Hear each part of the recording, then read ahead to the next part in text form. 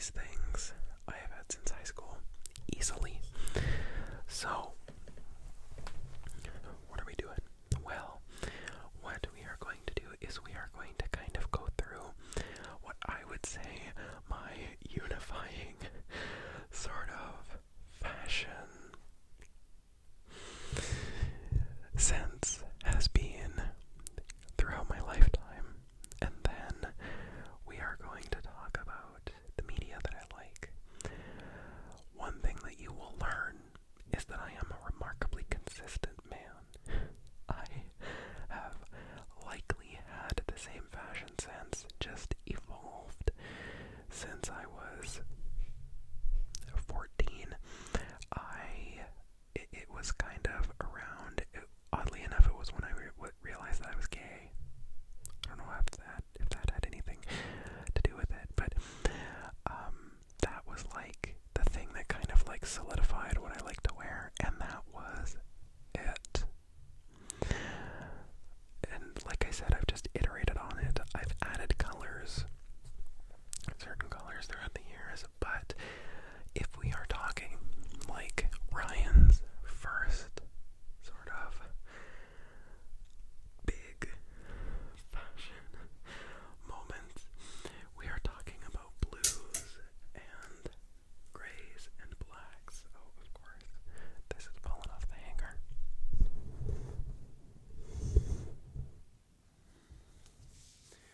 So, something like this is sort of like what I really enjoyed. I think BG probably describes my style from back then quite well. I liked aquatic patterns, water motifs, like, is this it? Nope. Water motifs in my clothing. Oh, here we are. Like different designs and things like that. Different designs and things like that were quite aquatic because I was obsessed with the water. When I was a kid, because I was like, I am becoming a swimming instructor, and that is literally it for me. I was like, I must become a swimming instructor, so I must have to dress with water and fish and stuff all over me. The other main thing was theater blacks and the kind of grays, but you'll see like a bunch of these shirts. I was always quite conscious about dressing myself, but weirdly I would get the same looking things over and over and over again. Like I said, I liked consistency and I liked simplicity. Again, consistency. I have remained the same size for, I would say, all of my adult life. And then as a teenager, same thing. Although I liked bigger clothing when I was a teenager because I was insecure about my body a little bit more so than I am now. So I would dress myself a little larger, and that kind of paid off because a lot of the clothing that I wear today still comes from that era of my life. Is there a cry for help somewhere in there? Likely, but we will unpack that in therapy. I'm gonna sort of leave that, but that is sort of like my main sort of driver. Like I said, theater blacks. I was in a lot of theater as a kid. Shocker. And I would just sometimes wear theater blacks just as a thing because I thought it was like, well, I'm theater, so of course I'm gonna wear theater blacks. Did I have to wear them all the time? Let's get closer. No.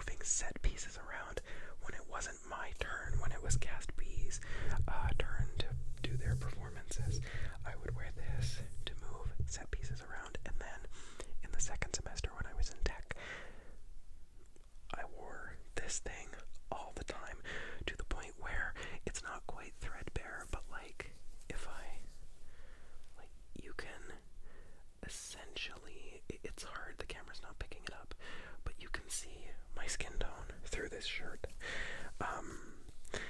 If I stretch it like that, it's not so bad, but it is an undershirt or a pajama shirt in my closet right now. I just don't have the heart to get rid of it, honestly. But then you might be like, okay, awesome. We've talked about the tops. What about on the bottom? And this is also, you know, I still wear these. So if they're a questionable style choice, sue me. It would be, when I was in school, it was these gray Lululemon seawall pants. Or nothing, or nothing, or nothing. Gray, black, or navy blue. Again, it was either the seawall pants or the great wall pants. These pants were back then like $100, and that was expensive back then, especially with the amount of money that I had. I was often I would be shopping with my mom. If I was shopping with my mom, she would use her money. But if I really wanted another pair of these and I already had the same color, she was like, sounds good. I just need to know that you really want them. Get them with your own money. And I did. Hence the reason why I really wanted to teach swimming lessons. But these pants, my fucking lord, these pants are incredible. They were easy to move in, lightweight. I have trouble getting too hot all the time. So they regulate my temperature so well. They have lasted through like hundreds of hours worth of drama classes, and I have gotten how many holes? One. Lululemon pants. I swear to God, if anybody rolls their eyes if I say this, Lululemon pants are an investment. You are going to have them for a long time. They last a long time. They stand up to a lot of punishment. I would wear, we're not quite at my Starbucks phase yet, but I would wear a lot of my other Lululemon pants that I got a little bit later at Starbucks all the time on shift, and they would work fantastically. They're great. They're versatile. I also hate jeans. I hate jeans. I know I'm a bad Canadian, but I cannot get behind jeans. I'm sorry. They're tight. They're heavy. They're restrictive. I cannot regulate my temperature in them. Either they are too cold or then they eventually get too hot. I hate jeans. You might also recognize I just hate tight clothing in general. Tight clothing just is not, it doesn't work for me. Sorry, not sorry. But that is sort of like the holy grail of my pants and things like that. If you see me wearing pants, it is either these or my Lululemon dress pants. I love a dress pant as well. They offer everything that jeans fail to offer for me. If you are a jeans fanatic, I apologize. I just can't do denim. I'm sorry. So, that is kind of Act 1 of my personal style. Act 2. This is in university. I doubled down on the thermals. 1 thermal, 2 thermal. I added burgundy to my closet. 2 thermal, 3 thermal, 4 thermal, 5 thermal, 6 thermal, 7 thermal, 8 thermal, 9 thermal, 10. Shitload of thermals. I started wearing those. I continued on with my sort of high school sense of style with like the light hoodie over top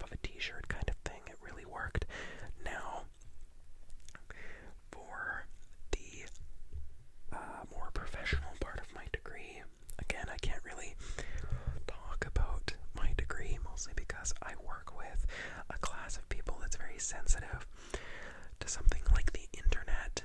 So if I start telling people what I do, somebody could recognize me in real life, and then it could bring danger to the people that I work with, which I do not want that to happen. So I keep that part of my life separate. But when I was doing my degree, there was a part that I needed to be kind of a little bit better dressed for. So that's when the button-ups came in. Your girl went full preppy. Now I only have the short-sleeved ones here because the other ones are stored in the basement. The other ones are stored in the basement, because I often will run down there to grab like a button-up or two for the day. But this is very indicative of what my style evolved into. I love a dense floral pattern. I love a nice, bright pop of color. I like, of course, still blue. You know what? I'm gonna go grab a bunch of my button-ups from the basement here in a couple seconds. But I also like a fun pattern. Here's my stingrays. I love my stingrays. So much. Here's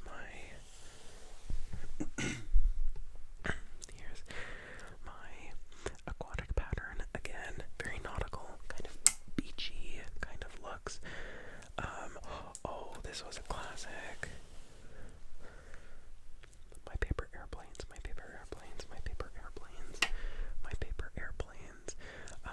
My stars.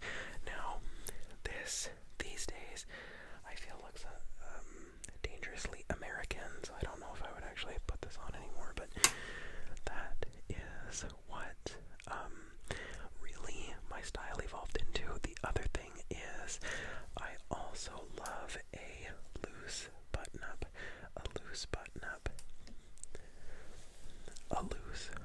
This is my going out shirt. Essentially, I would put this on and some like tan khakis with a gray undershirt, and that's Ryan at a nightclub, baby. I looked so straight in this. I mean, I didn't, but like, I felt like I did. So I love throwing this on. This kind of supplemented my amount of thin hoodies that I threw over t-shirts and things like that. So that is kind of where my style got to. So I am going to bring up a whole bunch of my button-ups, of my long sleeve button-ups here. So just give me 1 second. Alright, so this is kind of hard. I'm sorry, I like ran down there. I really shouldn't have run. Like, started running. So this is my constellation button-up.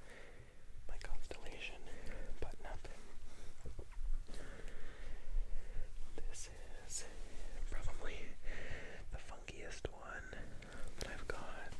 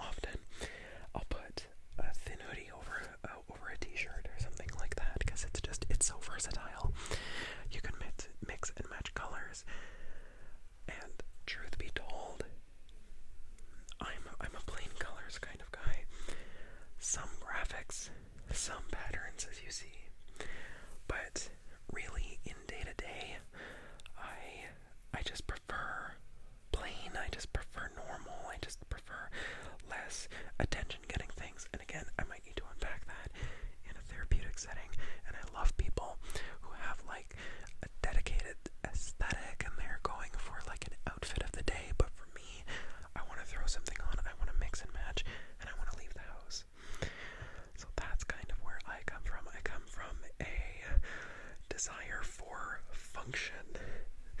For function. And then once I kind of got into the button-ups, I of course needed dress pants. So I just love a good dress pant. These are the ABC pants from Lulu. And again, I like my Lululemon dress pants are probably entering their, like, 2018-19 is when I would have gotten the majority of them. So what is that? Like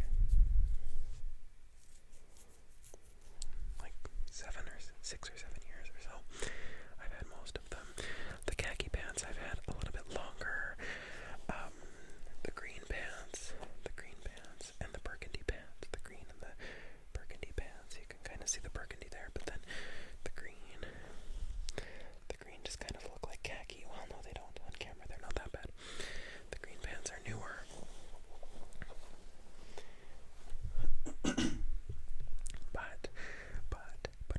But once I got those button-ups, we're going to talk about these ones in a couple minutes, but once I got those button-ups and flannels, that I thought was going to kind of be where it was, and then I was going to be a button-up boy for the rest of my life. But I am, just to clarify, I totally am. But I started working at Starbucks, and I started needing purely plain shirts, like something like this one, or my aquatic ones. We're not going to cut it, you can't wear patterns. At least when I first got hired, you couldn't wear any loud patterns or any loud graphics, and then they did kind of open up as things went on, like all of a sudden you could start wearing colors rather than just dark blue, black, and gray. And now a bunch of fuckeries going on with the dress code anyway.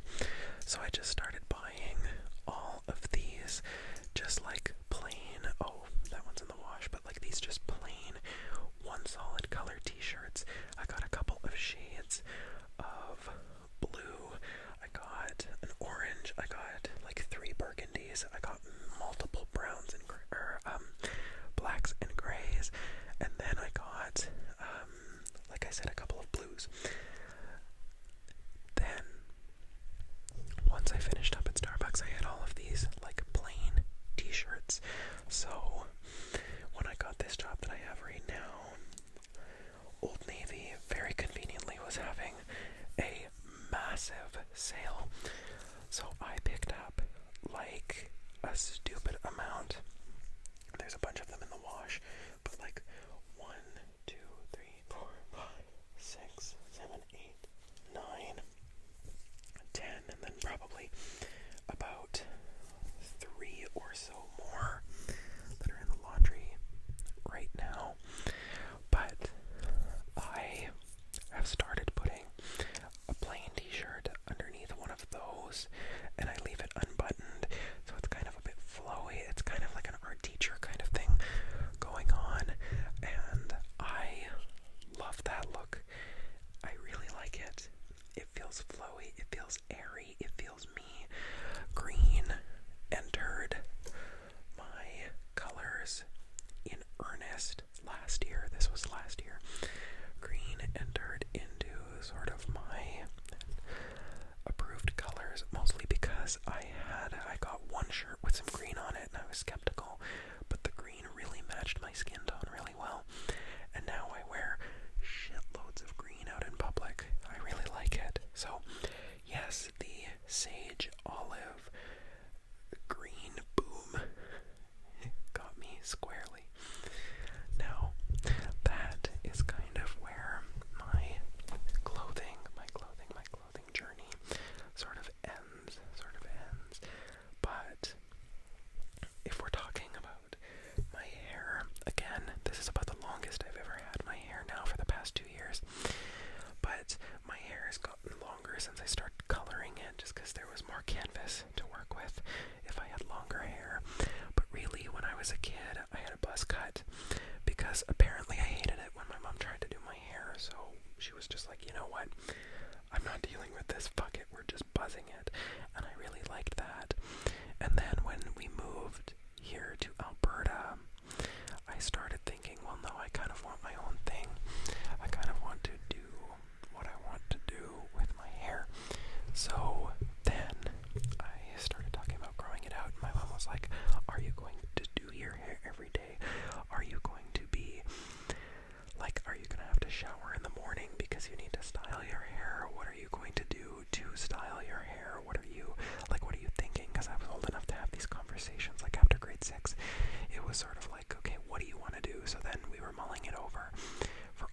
grade 7 pretty much because it was just convenient. And then in grade 8, when I realized I was gay, I finally was like, the hair is growing out. And we quickly found out that my hair hedgehogs when it is short. So we were like, okay, we know what length we're going for. And so I had decently short hair when I was in high school and junior high, and I loved it. I really liked it. And then after high school, got the same cut through university. Every 3 weeks, I would get a haircut, and it looked really, really nice.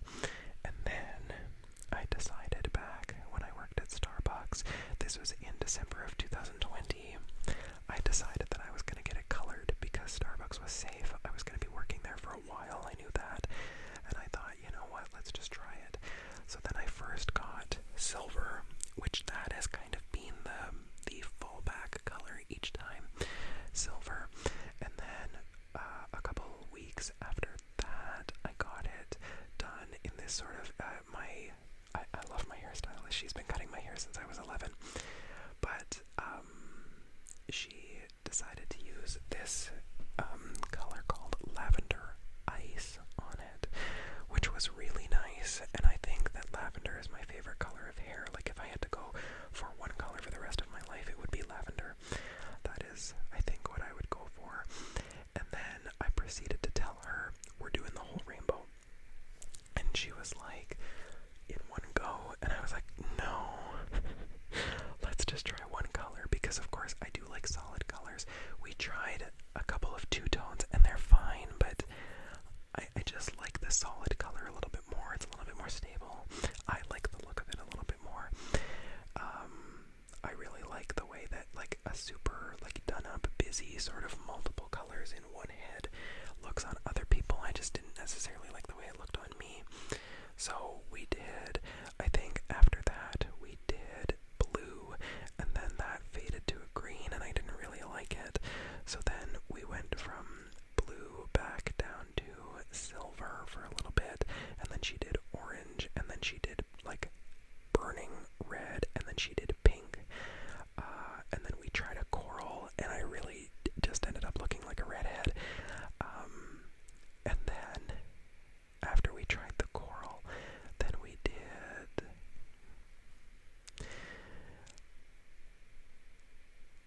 purple again, but like a deep purple, and then we did purple and blue. I did like that mixture. I really wanted to do like a navy blue look, but I completely understand that would like really bring down the color of my hair, and it would be very hard to get back to what I've got going on now. So that we'll have to see. Maybe I do that over a summer or something like that when work is at least a little bit more calm. It isn't really, work should be calm around September for me, but September, October, but we all know how that turned out in 2024. But I then kind of, as I was getting into 2023, I knew that I wanted to start interviewing for other jobs other than Starbucks, and then finally I just decided we're going with the silver and the platinum for a long time. And then over the course of 2024, I started growing it longer. Like, this is probably like a couple, like maybe an inch or two shorter than the longest it's ever been. But then I decided, yeah, we're just gonna go same color but longer. And now that 2025 has rolled around, I kind of wanted to see what my natural hair color looked like again. So what I might do is I might let it just grow out. I might just let it grow out, and just like gradually cut the platinum a little bit shorter and shorter, and then finally like take it all off and go for a really short haircut, and then just grow it back out. I think that's where I'm leaning. I know it takes a while to get the bleach to like get my hair back to whatever I've got going on here, but I'm willing to do that. I think it's been 4 years worth of dyeing my hair, so it would kind of be nice to just see what it would look like just regular again. I don't think I'll ever want it to be fully regular for a super long time, but just to kind of see for interest's sake So that's kind of that style. If we're talking makeup, I've worn makeup on the channel before, but I don't do it a lot now, mostly because with my job, it's not that I am unsafe to right now, but there's a potential that someone could see the makeup and not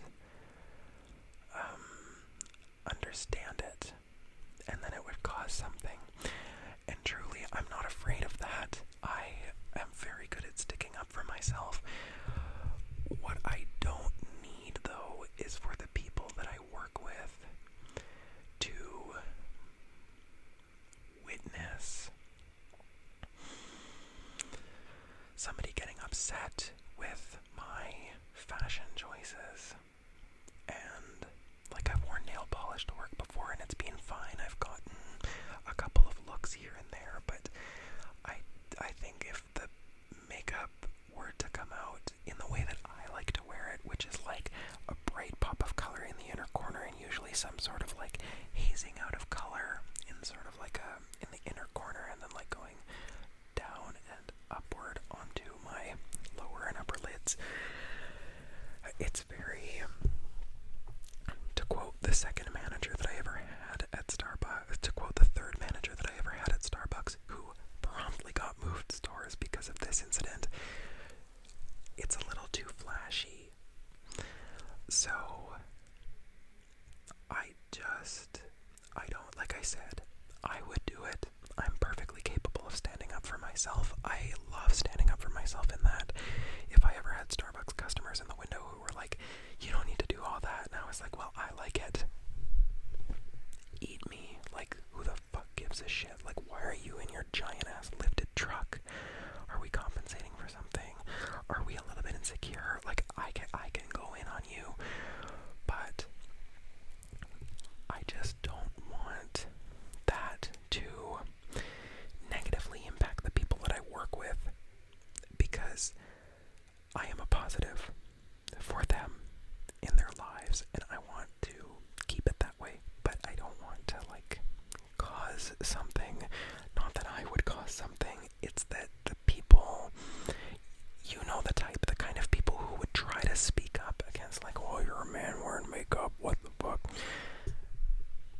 They're the kind of people who make it a big thing. They get all offended, and they're all like, you can't do that, oh my god.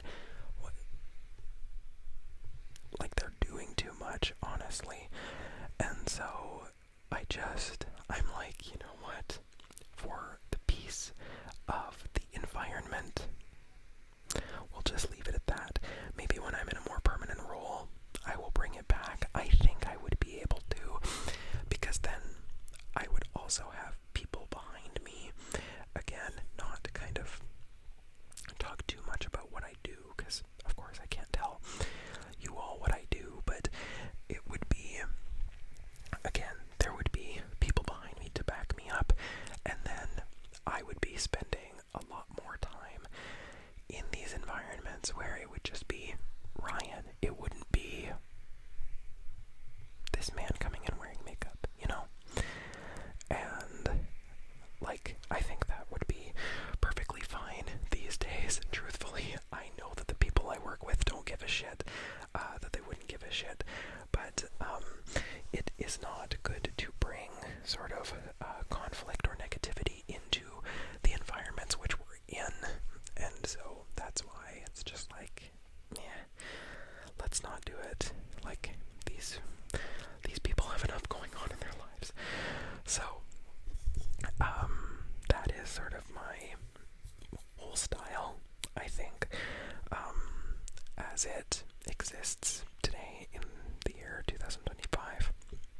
If we're talking about the kind of media I like, I've always been a sci-fi girl. I've always been a fantasy girl.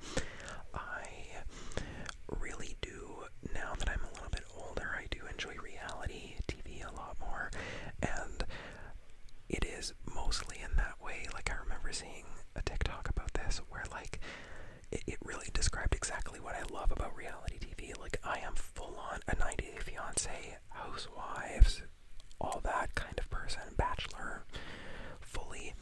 It feels like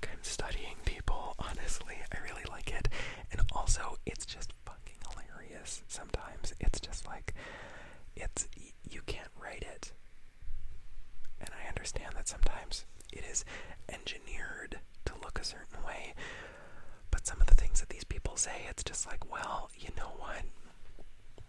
Engineered or not, I'm happy that they said it. Like, that's the same thing with the Bachelor thing. Like, yes, absolutely, they isolate these women, they ply them with alcohol, they do all of this stuff in this house, but it does create some very entertaining sort of situations, and there is a lot to be said about exploitation in that. But then there's also a lot to be said about like the privilege that is often shown off in reality TV by the people who are featured in it, and it's a really interesting intersection of culture and society and the way that things kind of are. So I hope that makes sense. Anyway, thank you so much for watching. What the fuck? Is somebody pointing a laser pointer in my window? No. What the fuck does she have? Oh, she's playing with a cat. I was like, what the fuck is she doing? Like, is she trying to point at planes with a laser pointer? But no, she's just playing with a cat. Anyway, sorry for the interruption. Thank you again to Giovanna M for your suggestion, and thank you if you are here watching, if you are here